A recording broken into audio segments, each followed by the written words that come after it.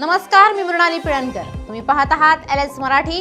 पाहुयात काही महत्त्वाच्या बातम्यांचा सुपरफास्ट आढावा. खराब जमीन फसवणूक प्रकरणातील दोन्ही आरोपींना 6 दिवसांच्या पोलीस कोठडीनंतर आता न्यायालयीन कोठडी.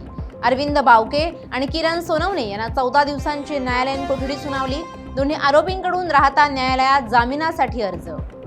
धाराशिवमध्ये मराठवाड्यातील सर्वात मोठी बैलगाडा शर्यत संपन्न. शर्यतीत परिसरातील आणि पुणे, सातारा, बारामतीतील अनेक बैलगाड्या शर्यतप्रेमींनी घेतला सहभाग.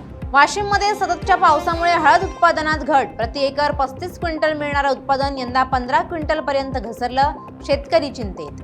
नाशिकच्या चांदवडमध्ये 3 महिन्यांपासून नियमित पाणी पुरवठा नाही. संतप्त ग्रामस्थांचा ग्रामपंचायतीवर हंडा मोर्चा.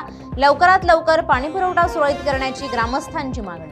जालन्यात LPG दरवाढीने रिक्षा चालकांवर आर्थिक संकट. गॅस टंचाईमुळे 2 दिवस व्यवसाय ठप्प. दरवाढ झाल्यानं चालकांमध्ये तीव्र नाराजी.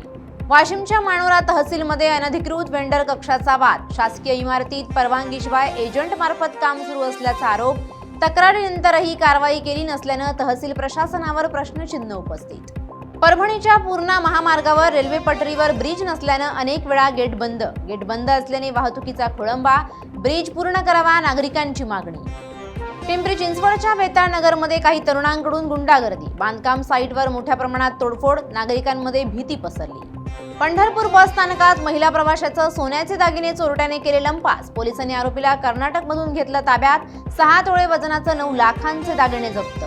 नवी मुंबईतील साईनाथवाडीत गोळीबार. समाजसेवक संदीप गवस आणि RTI कार्यकर्ता अमित मोरे यांच्यावर गोळीबारात जखमी झालेल्यांवर रुग्णालयात उपचार सुरू.